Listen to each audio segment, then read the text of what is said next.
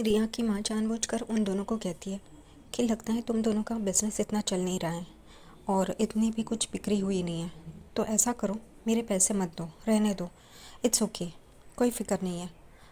और ये सुन के तेजस को बहुत अच्छा लगता है। वो कहता है थैंक यू, लेकिन रोशनी को बुरा लगता है। उसकी सेल्फ रिस्पेक्ट को ठेस लगती है। वो रिया की माँ को कहती है कि आंटी, आप 10-15 मिनट रुकेंगी, मैं अभी आती हूँ। वो कहती है ठीक है, कोई बात नहीं, और वो रुकती है। तेजस को रोशनी कहती है मैं अभी आती हूँ करके, और वो बाहर चली जाती है अपना पर्स लेके। तेजस को भी समझ में नहीं आता कि रोशनी क्या कर रही है। रोशनी थोड़ी देर में शॉप में आती है और यहाँ की माँ बैठी होती है। उनको कहती है आंटी, ये आपके पैसे। पर्स से पैसे निकाल के 1.5 लाख रुपए उन्हें देती है। वो कहती है ये क्यों दे रही हो? ठीक है, इट्स ओके, मैंने कहा ना तुम्हें। वो कहती है नहीं, हमारी सेल्फ रिस्पेक्ट भी तो है ना। ये देख के तेजस को बहुत बुरा लगता है। तेजस को ऐसा लगता है कि अगर रिया की माँ ने कहा है जाने दो, तो हम पैसे क्यों दे रहे हैं। लेकिन वो तभी कुछ बोल के नहीं दिखाता। रिया की माँ रोशनी के बहुत कहने पे वो पैसे ले लेती है, लेकिन टारगेट ज़रूर करती है उन दोनों को और कहती है कि ये सब कुछ हो रहा है उस गवार सचिन की वजह से। तुम्हारा सारा परिवार अच्छा है, लेकिन सिर्फ एक वो सचिन है जिसकी वजह से सब कुछ बिगड़ जाता है, सब कुछ ख़राब हो जाता है। वो जानबूझकर इन दोनों को पिन मार रही होती है, इन दोनों को सचिन के खिलाफ ट्रिगर कर रहे होते हैं, और वैसा ही होता है, वो दोनों ट्रिगर भी हो जाते हैं। रिया की माँ वहाँ से निकल जाती है और तभी यहाँ पे तेजस रोशनी को कहता है उन्होंने कहा था ना पैसे नहीं चाहिए, तो तुमने क्यों दिए? तो वो कहती है हमारी सेल्फ रिस्पेक्ट भी तो है ना, ऐसे ही हम करते रहेंगे तो बाकी के ग्राहक क्या सोचेंगे। तेजस को भी समझ में आता है। तेजस उसे कहता है लेकिन इतने सारे पैसे तुम लाई कहाँ से? वो कहती है कि मैंने अपना मंगलसूत्र गिरवी रखा है। तेजस एकदम चौंक जाता है कि तुमने अपना मंगलसूत्र इसके लिए गिरवी रखा? डीलर से वापस पैसे ले लेते ना। तभी रोशनी कहती है डीलर से अगर वापस पैसे ले लिए तो मार्केट में हमारा नाम खराब हो जाएगा। हमारा शॉप अभी अभी चालू हुआ है और ऐसा सब कुछ होगा तो बहुत बुरा असर पड़ेगा इस वजह से, और हमारे पैसे हमें ही अरेंज करने पड़ेंगे। बाकी के प्रोडक्ट्स भी तो लेने हैं, उसके लिए भी तो पैसे लगेंगे। वो भी कहता है हाँ ठीक है, और वो उसकी तारीफ़ करता है कि तुम नहीं होती तो क्या होता।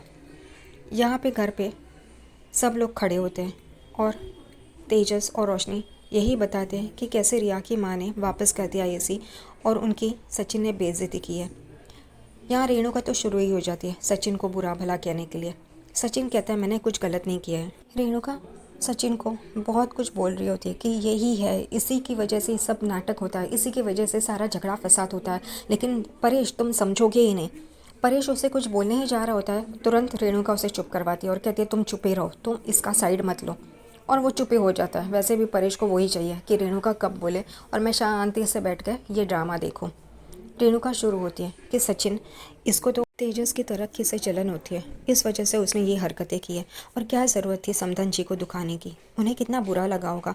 और वो रोशनी को भी पूछती है क्या ममता जी को, समधन जी को बुरा लगा है क्या रोशनी? तो वो कहती है हाँ ना, उन्हें बहुत बुरा लगा है। रोशनी भी आग में घी डालने का काम करती है। तभी रिया भी सचिन को कहती है तुमने ऐसा क्यों किया? मॉम को कितना बुरा लगा पता है, उन्होंने मुझे फ़ोन करके बताया। तभी सचिन वापस शुरू हो जाता है। सचिन ने ये रिया के साथ तो करना नहीं चाहिए, लेकिन फिर भी वो करता है। वो बाबा को कहता है जैसे छोटे स्कूल के बच्चे किसी ने कुछ कहा तो तुरंत बोलते ना मम्मी मम्मी मुझे ये किया वो किया, माँ बाप को बोलते ना, कंप्लेंट करते ना, वैसे इसकी माँ ने इसकी बेटी को कंप्लेंट की है। और यहाँ पे ये सुन के रिया को बहुत बुरा लगता है। रिया कहती है तुम्हें समझ नहीं है सचिन, तुम कैसे बिहेव करते हो, कैसे बर्ताव करते हो, ये तुम्हें समझ में नहीं आता। मैंने कल ही कहा था सचिन ने ये सब करके गलत किया है, उसने आकाश, रिया या फिर परेश को पूछना चाहिए था, और उसकी गलती उसे समझ में नहीं आ रही है। रिया को भी उल्टा जवाब दे रहा है और बाकी सबको भी उल्टा जवाब दे रहा है और बहुत ही ओवर एक्टिंग कर रहा है। तेजस और सचिन में भी झगड़ा होता है। वो कहता है कि तूने मेरा नुकसान किया है, तुझे पता भी है क्या करते हो। तभी साइली सचिन का साथ देती है और कहती है कि इसने जानबूझकर नहीं किया होगा, उसके पीछे भी कोई वजह होगी। रोशनी साइली पे चिल्लाती है कि तुम्हें क्या पता है बिजनेस कैसे चलता है। तभी साइली कहती है ये बिजनेस है, उसमें उतार चढ़ाव तो आएंगे, और समझदारी से, होशियारी से, अपने आप पे काबू रख के और हिम्मत से अगर बिज़नेस चलाओ तो वो चलता है। और इतनी सी बात का इतना गलत तरीके से मतलब नहीं निकालना चाहिए। साइली और रोशनी में भी तू मैं होती है। और तभी रोशनी कहती है ये फूलों की दुकान नहीं है जो 100-200 रुपए के फूल वापस आ गए तो हो गया, ये 1.5 लाख का है, एसी है, तुम्हें क्या पता इसका कितना मोल होता है। तभी परेश दोनों को कहता है तुम दोनों चुप रहो, और वो रोशनी को कहता है साइली गलत नहीं कह रही है, बिजनेस में तो ये सब चलता रहता है। रोशनी को बुरा लगता है ये सुन के रेणुका भी चौंक जाती है। वो कहती है क्या बोल रहे हो परेश तुम, इतना बड़ा नुकसान कर दिया है। समधन जी को भी कितना बुरा लगा होगा, वो हमारी समधन जी है, रिश्ते हैं हमारे उनके साथ। तभी सचिन तुरंत बोल पड़ता है अच्छा तू रिश्तों की बात करिए, तू यही समझ में नहीं आ रहा है। लेकिन तुझे अगर इतना ही समधन जी की पड़ी है, इतने ही रिश्तों के बारे में पड़ी है, तो जब साइली की माँ आती है, काकी यहाँ पे आती है, तो तू उसकी इंसल्ट क्यों करती है? तभी रिश्ते कहाँ जाते हैं तेरे। सचिन ने ये बात तो सही कही है, लेकिन रेणुका थोड़ी ना सुनने वाली है। रेणुका बोलती है उसकी और इसकी बराबरी कहाँ कर रहे हो? रोशनी तो महलों में रही हुई है और ये साइली चौल वाली है, इन दोनों की क्या बराबरी हो सकती है? ये सुन के परेश और सचिन को गुस्सा आता है। परेश कहता है बस रेणुका, बस बहुत हो गया, चुप रह, मैंने बोला ना। लेकिन रेणुका कहाँ चुप रहने वाली है, वो तो बोलती ही जाती है। जहाँ पे तेजस सचिन को बोल पड़ता है कि तेरी वजह से मेरा नुकसान हुआ है, तू हमेशा मेरे बीच में आता है और मेरा नुकसान करता है। तभी सचिन कहता है अच्छा तो तूने जो 27 लाख रुपए लिए हैं उसका क्या? तभी सबका नुकसान हुआ था। तेजस कहता है तेरे वजह से मैं कहीं मुंह दिखा नहीं सकता, मेरा प्रोडक्ट वापस आ गया, इतना बड़ा नुकसान हो गया। तभी सचिन कहता है तूने 27 लाख रुपए लेके भाग गया था, तभी तेरा नाम बड़ा ऊंचा हो गया था, तेरा सर बड़ा ऊंचा हो गया था, तभी भी सर झुका ही था ना। लेकिन तुझे उसका कुछ पड़ा नहीं था, तू तो जाके मस्त पे कि 2 वक्त का खाता था, पार्क में जाके उस बाकड़े पे सोता था, तभी तभी तेरा नाम बहुत ऊंचा हो रहा था रे। इन दोनों का ऐसे ही झगड़ा देख के परेश गुस्सा हो जाता है और परेश कहता है मैं यहाँ पे हूँ, मैं पुतला नहीं हूँ। लेकिन तू तो पुतले की तरह ही बैठा रहता है और देखता रहता है, तो पुतला ही है ना तू। यहाँ पे परेश चिल्ला उठता है। उन दोनों का झगड़ा सॉल्व करने के लिए आकाश भी आगे आता है, लेकिन परेश उन दोनों को बोलता है कि तुम दोनों झगड़ना बंद करो। और फिर परेश कहता है सचिन तू थोड़ा शांत रहे। तभी सचिन चुप हो जाता है। यहाँ पे रेणुका तेजस को बोलती है फिर तुम्हारे पास पैसे कहाँ से आए?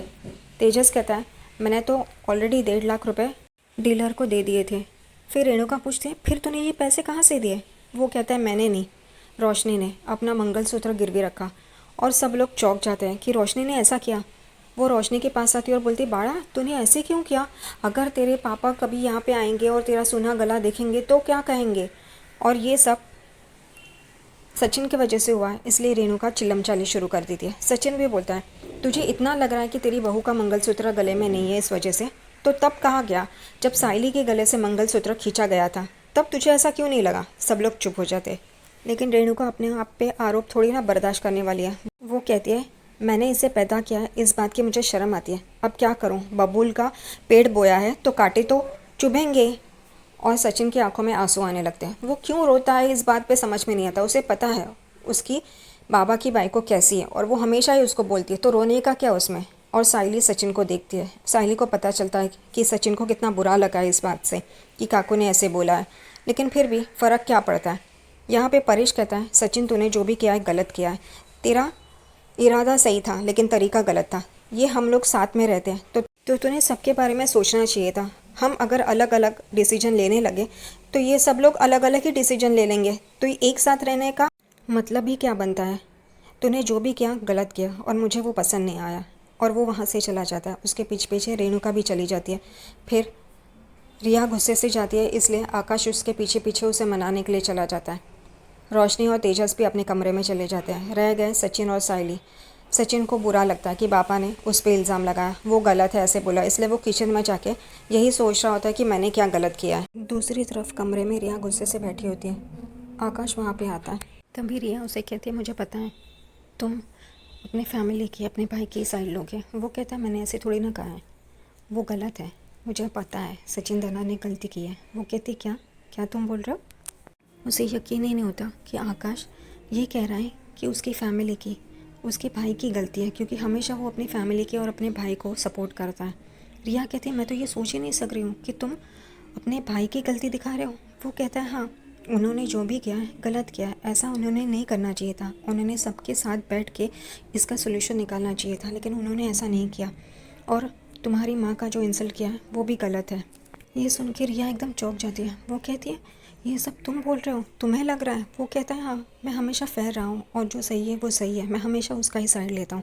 रिया कहती है मुझे बहुत अच्छा लगा कि तुमने मेरे बारे में सोचा। वो कहता है मैं हमेशा ही तुम्हारे बारे में सोचता हूँ। रिया उसे गले लगाती है और कहती है मेरी फ्रेंड्स जिनकी शादी हुई है उनके हस्बैंड हमेशा उनकी फैमिली की साइड लेते हैं, लेकिन तुमने ऐसा नहीं किया। I am very proud of you आकाश।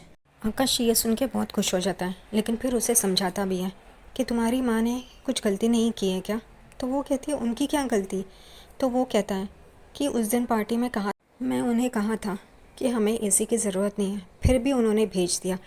रिया कहती है उन्होंने सरप्राइज़ दिया होगा। वो कहता है ठीक है, सरप्राइज़ तो मैं समझ सकता हूँ, लेकिन तुम्हें तो वो बता सकती थी, घर पे किसी को तो वो पूछ सकती थी, लेकिन ऐसा नहीं किया। उन्होंने भी तो डायरेक्टली भेज दिया ना।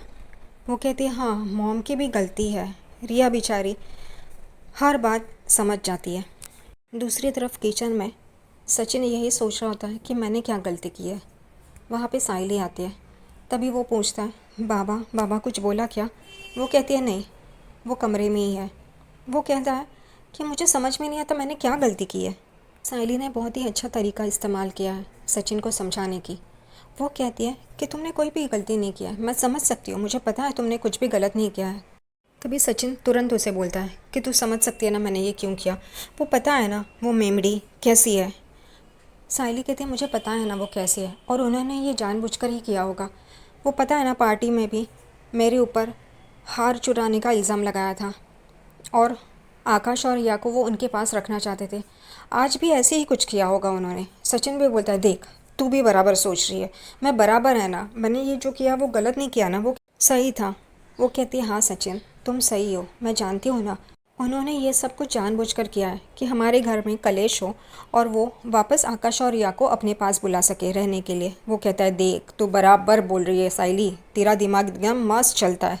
साइली आगे बोलती है मुझे ये भी लगता है कि रोशनी ने अपना मंगलसूत्र जो गिरवी रखा है वो भी जानबूझकर ही निकाला होगा, ताकि उसे पता है कि काकू ये सुन के भड़क जाएगी और वापस यहाँ पे कोई ना कोई तमाशा खड़ा हो।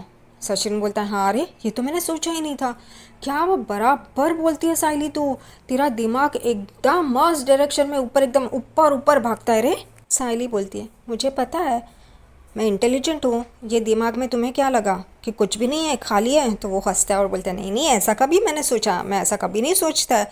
वो बोलती है कि मैं फूलों की माला बनाती हूँ, इसका मतलब ये नहीं कि मुझे कुछ भी समझ में नहीं आता, कुछ भी दिखाई नहीं देता, मुझे सब कुछ समझ में आता है, सब कुछ दिखाई देता है। वो बोलता है सही है अरे साइली तू एकदम इंटेलिजेंट है और मुझे अच्छा लगता है तू मेरी बाइको है। फिर सचिन कहता है मैंने भी थोड़ा सा गलती किया, गुस्से में वो टेम्पो को भेज दिया। फिर साइली सचिन को बराबर से पकड़ लेती है और बोलती है तुम मानते हो ना तुमने गुस्से में ये सब कुछ किया। वो बोलता है हाँ मैंने ये थोड़ा गुस्से में किया, मैंने सोचा नहीं। वो कहती है हाँ यही बात है, तुम गुस्से में ना बहुत कुछ गलत कर देते हो, तुम्हारा गुस्सा ही ना सबसे बड़ा दुश्मन है, और ये लोग यही चाहते हैं कि तुम गुस्से में ऐसा कुछ करो ताकि ये लोग सारा इल्ज़ाम तुम पे और मुझ पे लगा दे। वो बोलता है हाँ अरे सही है। फिर साइली सचिन को बोलती है अब आइंदा से तुम गुस्से में कोई काम मत करना, सोच समझ के करना, तो इन लोग को मौका ही नहीं मिलेगा तुम पे इल्ज़ाम लगाने का, तुम पे उंगली उठाने की। वो बोलता है हाँ अब मैं आइंदा से ऐसा ही करेगा, अगर ऐसा ही कोई सिचुएशन मेरे सामने आए ना तो मैं साइली तेरे को फ़ोन करेगा और बोलेगा साइली देख मैं ऐसे सिचुएशन में मैं क्या करूँ। साइली बोलती है हाँ और हंसती है। साइली ने बहुत ही प्यार से और समझदारी से सचिन को उसकी गलती समझाई है।